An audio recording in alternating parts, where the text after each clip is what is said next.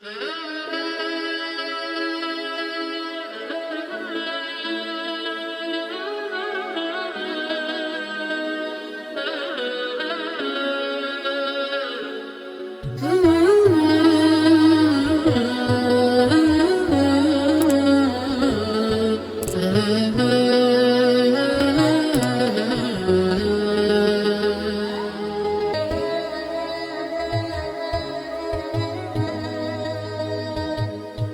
اللہ الرحمن الرحیم۔ محترم ناظرین، سورہ فاتحہ کی 1 سے 3 آیات تک تفسیر ہو چکی تھی۔ اس سے آگے اعوذ باللہ من الشیطان الرجیم، ایاک نعبد، کہ ہم تیری ہی عبادت کرتے ہیں، و ایاک نستعین، اور تجھ ہی سے مدد مانگتے ہیں۔ اچھا، ایاک یہاں لگا کے اس کا ایک ترجمہ یہ بھی اگر کیا جائے کہ ہم تیری عبادت کرتے ہیں تو یہ ترجمہ غلط ہے، بلکہ ایاک لگا کے اللہ کے ساتھ خاص کر دیا کہ ہم صرف اور صرف تیری ہی عبادت کرتے ہیں۔ و ایاک نستعین، اور تجھ ہی سے مدد مانگتے ہیں، صرف تجھ سے مدد نہیں مانگتے، تجھ ہی سے مدد مانگتے ہیں، یعنی تیرے علاوہ ہم کسی سے مدد نہیں مانگتے۔ یہ قرآن کا پیغام ہے، یہ اسلام کا پیغام ہے کہ ہم تیری ہی عبادت کرتے ہیں اور تجھ ہی سے مدد مانگتے ہیں۔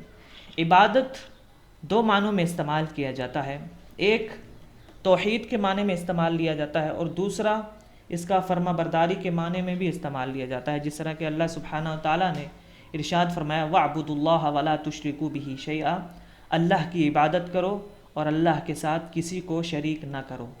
تو شرک کے متضاد اگر کوئی چیز ہے تو وہ توحید ہے، تو اسی لیے اللہ سبحانہ وتعالیٰ نے فرمایا کہ وَاعْبُدُوا اللَّهَ، اللہ کی عبادت کرو اور اس کے ساتھ شرک نہ کرو۔ اور دوسرے معنوں میں فرما برداری کے معنی میں بھی استعمال ہوا، جیسے کہ اللہ سبحانہ وتعالیٰ نے ایک دوسری جگہ پر ارشاد فرمایا لا تعبد الشیطان، کہ شیطان کی عبادت نہ کرو۔ اب شیطان کی عبادت کون کرتا ہے؟ شیطان کی عبادت کوئی بھی نہیں کرتا، تو یہاں پر معنی یہ لیا جائے گا کہ شیطان کی فرما برداری مت کرو، تو یہ عبادت کا معنی لیا جاتا ہے۔ اس لیے دوسرا، انسان کی دنیا میں 2 حیثیت ہیں، ایک عابد کی ہے، دوسری عبدیت کی ہے۔ قیامت کے دن عابد ختم ہو جائے گی، عابد کی حیثیت انسان کی ختم ہو جائے گی، یعنی قیامت کے دن عبادت نہیں ہوگی، لیکن عبدیت کی حیثیت انسان کی باقی رہے گی۔ دوسرا، عبدیت سے ہی عبد نکلا ہے، اور عبد کا مطلب بندہ ہوتا ہے، اور یہ عبدیت سے عبد، اور عبد کہتے ہیں یعنی خشوع و خضوع، اللہ کے سامنے جھکنے ڈرنے والا بندہ، اس لیے انسان کو بندہ بھی کہا جاتا ہے۔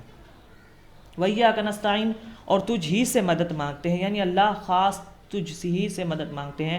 اللہ کے رسول صلی اللہ علیہ وسلم نے ابن عباس رضی اللہ عنہما سے ارشاد فرمایا تھا وَاسْتَعِن بِاللَّهِ، کہ جب بھی مدد کی ضرورت ہو تو اللہ سے مانگو، جب بھی مدد مانگنی ہو اللہ سے مانگو، جب بھی پکارنا ہو اللہ کو پکارو۔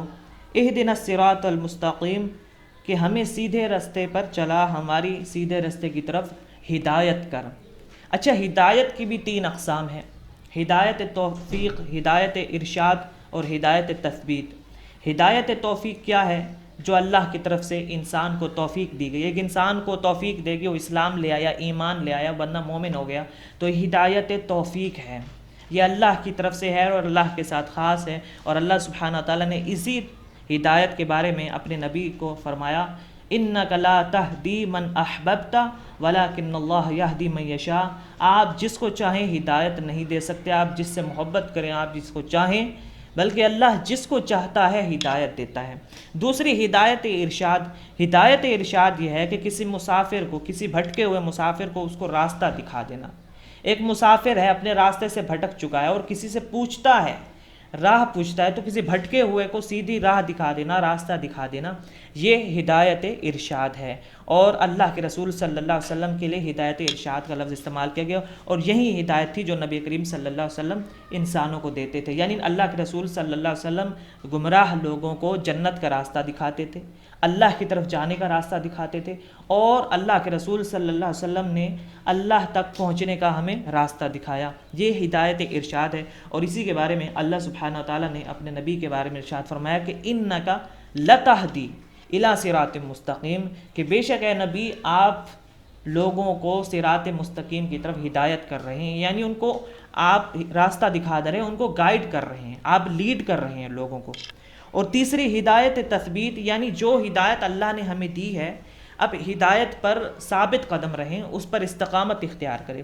کئی دفعہ ایسا بھی ہوتا ہے کہ انسان کو توفیق ملتی ہے، ہدایت ملتی ہے، اللہ اس کو ہدایت بھی دیتا ہے، لیکن بعض اوقات انسان پھسل جاتا ہے اور اس ہدایت سے پیچھے ہٹ جاتا ہے۔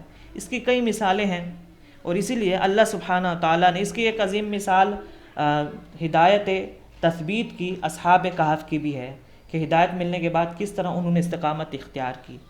اور اسی لیے اللہ سبحانہ تعالیٰ نے مومنین کو یہ دعا سکھائی، ربنا لا تزغ قلوبنا بعد اذ ہدیتنا وہب لنا من لدنک رحمہ انک انت الوہاب، کہ اللہ ہمیں ہدایت دینے کے بعد ہمارے دلوں کو ہدایت سے مت پھیرنا، اور اپنی رحمت ہمارے اوپر نازل کر دیں۔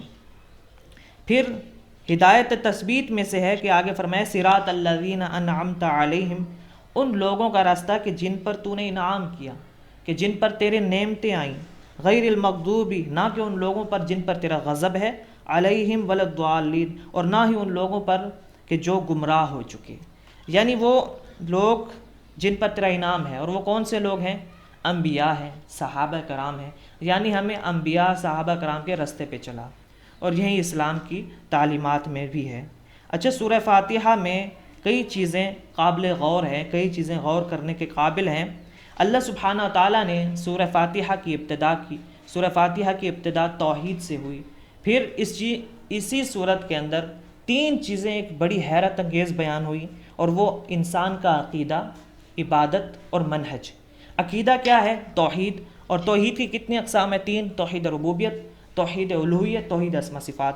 اور یہاں پر للہ توحید الوہیت کا ذکر کر دیا، رب العالمین توحید ربوبیت کا ذکر کر دیا، الرحمن الرحیم توحید اسماء و صفات کا ذکر کر دیا۔ پھر اس کے بعد ایاک نعبد و ایاک نستعین، تیری ہی عبادت کرتے ہیں، تجھی سے مدد مانگتے ہیں، یہاں عبادت بیان کر دی۔ پھر اہدنا الصراط المستقیم، یہاں پر منہج بیان کر دیا۔ اس سے یہ معلوم ہوا کہ جب تک انسان کی عقیدہ توحید ٹھیک نہ ہو، انسان کی عبادت صحیح نہیں، اور جب عبادت صحیح نہ ہو تو انسان کا منہج صحیح نہیں۔ منہج کیا ہے؟ منہج طریقہ، رسول کا طریقہ، رسول کا راستہ۔ جس طرح اللہ کے رسول صلی اللہ علیہ وسلم نے ارشاد فرمایا، صلوا کما رأیتمونی اصلی، نماز اس طریقے سے پڑھو جس طریقے سے مجھے پڑھتے ہوئے دیکھتے ہو۔ یعنی یہ کہہ کر نبی صلی اللہ علیہ وسلم نے پابندی لگا دی کہ نماز اپنی مرضی سے نہیں پڑھنی، ہم نے زکوٰۃ دینی ہے، کس طریقے سے دینی ہے؟ اللہ اور اس کے رسول نے جس طریقے سے ہمیں بتایا ہے، جس طرح رسول صلی اللہ علیہ وسلم نے پریکٹیکل کر کے لوگوں کو دکھایا ہے، اسی طریقے پر زکوٰۃ دیں گے تب ہماری زکوٰۃ قابل قبول ہے، ورنہ نہیں۔ اسی طریقے سے نماز بھی ہماری اس وقت قابل قبول ہوگی جب ہم نماز رسول کے طریقے پر پڑھیں گے۔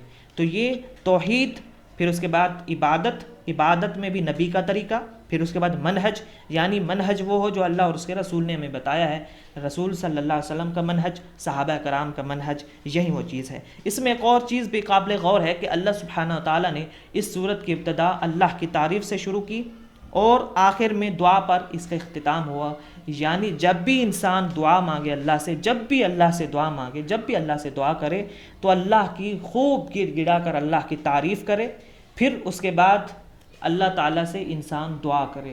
جس طرح اس سورت کے اندر اللہ تعالیٰ نے جس انداز سے سورت نازل کی کہ شروع میں اللہ سبحانہ تعالیٰ کی تعریف ہے، پھر آخر میں اختتام پہ دعا کی گئی۔ اور دوسرا، یہاں شروع میں اللہ تعالیٰ نے الحمد کا لفظ استعمال کیا، حالانکہ مدح کا لفظ استعمال کر سکتا تھا اللہ سبحانہ تعالیٰ۔ مدح اور حمد ایک ہی معنوں میں استعمال ہوتے ہیں، لیکن ان میں فرق ہے۔ حمد کا مطلب ہوتا ہے محبت کے ساتھ کسی کا ذکر کرنا، اور مدح کا مطلب ہوتا ہے کسی کی تعریف کرنا، مدح کر دینا۔ تو یہاں اللہ تعالیٰ نے الحمد کا لفظ استعمال کر کے یہ مومنین کو سکھایا کہ جب بھی ہم نے تعریف کرنی ہے اللہ کی محبت میں کرنی ہے۔ تو یہ وہ صورت ہے جو قرآن کریم کا خلاصہ بھی ہے، جس کو 7 مثانی بھی کہا گیا ہے۔ اللہ تعالیٰ سے دعا ہے کہ اللہ سبحانہ تعالیٰ ہمیں قرآن سمجھنے اور اس پر عمل کرنے کی توفیق عطا فرمائے۔ آمین، وآخر دعوانا ان الحمد للہ رب العالمین۔